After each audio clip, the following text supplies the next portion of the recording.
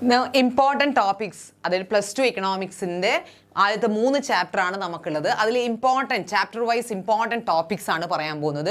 അതിൽ first chapter ആണ് introduction, micro economics introduction. ആദ്യം ഡെഫിനിഷൻ ഓഫ് ഇക്കണോമിക്സ്, അതായത് 4 എക്കോണമിസ്റ്റുകൾ ഉണ്ട് മെയിനായിട്ട്. അവർ പറഞ്ഞ ഇക്കണോമിക്സിൻ്റെ ഡെഫിനിഷൻ രണ്ടുപേരുടെ ആഡം സ്മിത്തിനെയും ആൽഫ്രഡ് മാർഷലിനെയും മാത്രം പഠിക്കുക. അവരെഴുതിയ ബുക്ക്, അത് പബ്ലിഷ് ചെയ്ത ഇയർ, അതൊക്കെ പഠിക്കുക. That is definition of economics.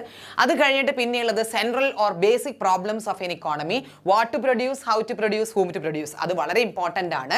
അതുപോലെ ഡിഫറെൻറ്റ് ടൈപ്സ് ഓഫ് ഇക്കോണമീസ് ഉണ്ട്. മാർക്കറ്റ് ഇക്കോണമി, അതേപോലെ നമ്മുടെ സോഷ്യലിസം ആൻഡ് മിക്സ്ഡ് ഇക്കോണമി. ആ ഡിഫറെൻറ്റ് ഇക്കോണമീസിൻ്റെ ഫീച്ചേഴ്സ് പഠിക്കണം. അതുപോലെ പ്രൊഡക്ഷൻ പോസിബിലിറ്റി കർവ്, അത് വളരെ ഇമ്പോർട്ടൻ്റ് ആണ്. നമ്മുടെ ഈ സെൻട്രൽ ഇക്കണോമിക് പ്രോബ്ലംസ് നമുക്ക് ഗ്രാഫിക്കൽ റെപ്രസെൻറ്റേഷൻ വഴി ചെയ്യുന്നതാണ് നമ്മുടെ ഈ പ്രൊഡക്ഷൻ പോസിബിലിറ്റി കർവ്. മീനിങ് അത് ഡയഗ്രാം വരയ്ക്കാനും ഒക്കെ ഉണ്ട് production possibility curve.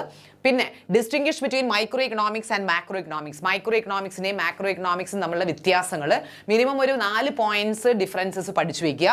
Then positive and normative economics, differences between, okay, ഒരു 3 പോയിന്റ്സ് രണ്ടും തമ്മിലുള്ള ഡിഫറൻസസ് പഠിച്ചു വയ്ക്കുക. ഇത്രയാണ് നമ്മുടെ ഫസ്റ്റ് ചാപ്റ്റർ, ഇൻട്രൊഡക്ഷൻ എന്ന് പറയുന്ന ചാപ്റ്റർ നമ്മൾ പഠിക്കേണ്ടത്. Now the second chapter, that is theory of consumer behaviour.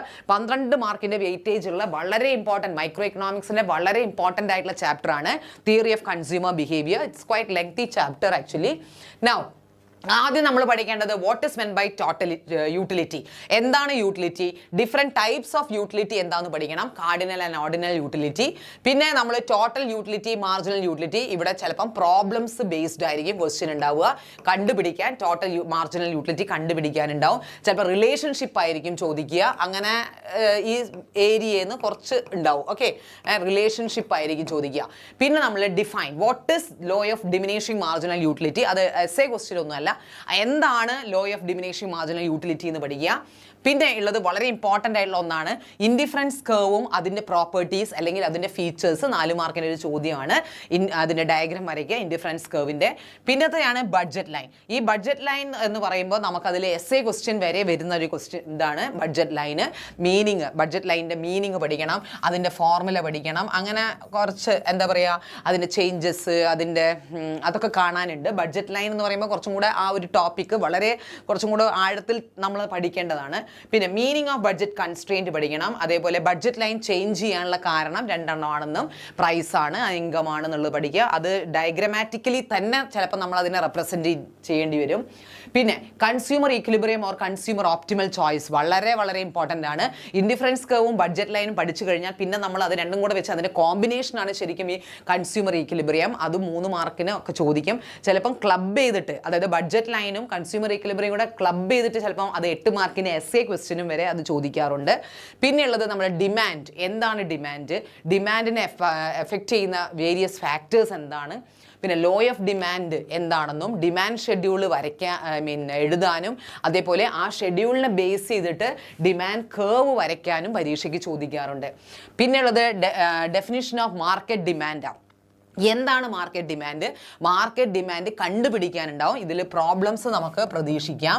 പിന്നെ പ്രോബ്ലംസ് മാത്രമല്ല, ഈ ഡിമാൻഡ് കർവ് വരയ്ക്കാനും ഉണ്ടാവും. ഓക്കെ, കർവ് വരയ്ക്കാനും ചോദിക്കാറുണ്ട്. പിന്നെയുള്ളത് normal goods, inferior goods, complementary goods, substitute goods. ഇവിടെ നിങ്ങൾ പഠിക്കുമ്പം ശ്രദ്ധിക്കണം, ഓരോന്നിനും നിങ്ങൾ വിത്ത് എക്സാമ്പിൾ വേണം പഠിക്കാൻ. മീനിങ് പഠിക്കുക, എക്സാമ്പിൾ പഠിക്കുക, റിലേഷൻഷിപ്പ് പഠിക്കുക. പിന്നെയുള്ളത് ചേഞ്ചസ് ഇൻ ഡിമാൻഡാണ്. ചേഞ്ചസ് ഇൻ ഡിമാൻഡ് 2 എണ്ണം, എക്സ്പാൻഷൻ, കോൺട്രാക്ഷൻ, ഇൻക്രീസ്, ഡിക്രീസ്, അങ്ങനെയുണ്ട്. ഓക്കെ, ചേഞ്ചസ് ഇൻ ഡിമാൻഡ് അത് വിത്ത് ഡയഗ്രാം. ഇത് പഠിക്കുമ്പം diagram is very important. Diagram അല്ലാതെ നമുക്കിതിൽ പഠിക്കാനില്ല. ഓക്കെ, വിത്ത് ഡയഗ്രാംസ് ആണ് നിങ്ങൾ എക്സ്പാൻഷനും കോൺട്രാക്ഷനും ഇൻക്രീസും ഡിക്രീസും പഠിക്കേണ്ടത്. പിന്നെ വരുന്നത് പ്രൈസ് ഇലാസ്റ്റിസിറ്റി ഓഫ് ഡിമാൻഡ് ആണ്.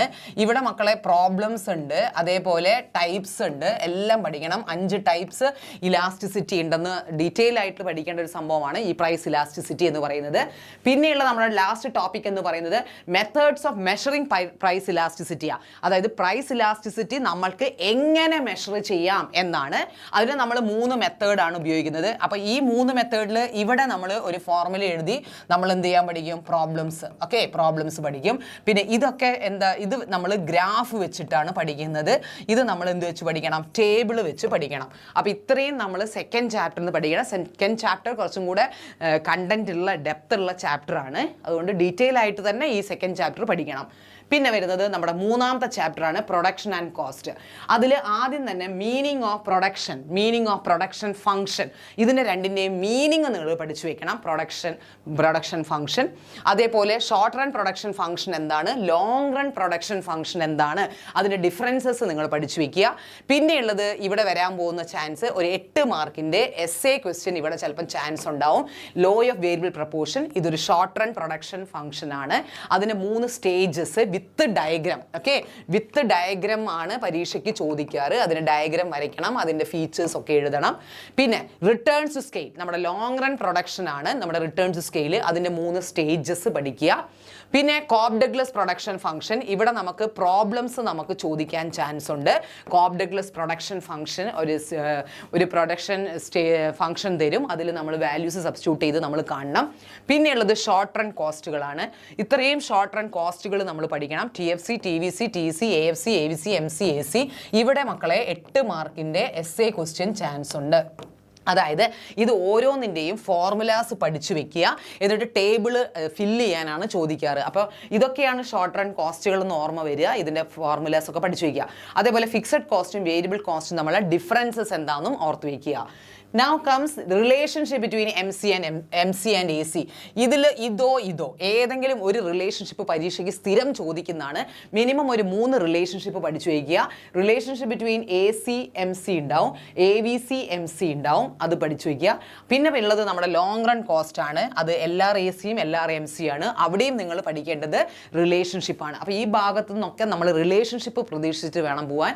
ഡയഗ്രാം വരച്ച് നോക്കുക, ഡയഗ്രാം വരച്ച് കഴിഞ്ഞ് നമുക്ക് റിലേഷൻഷിപ്പ് എഴുതാൻ വളരെ എളുപ്പമാണ്. ഓക്കെ.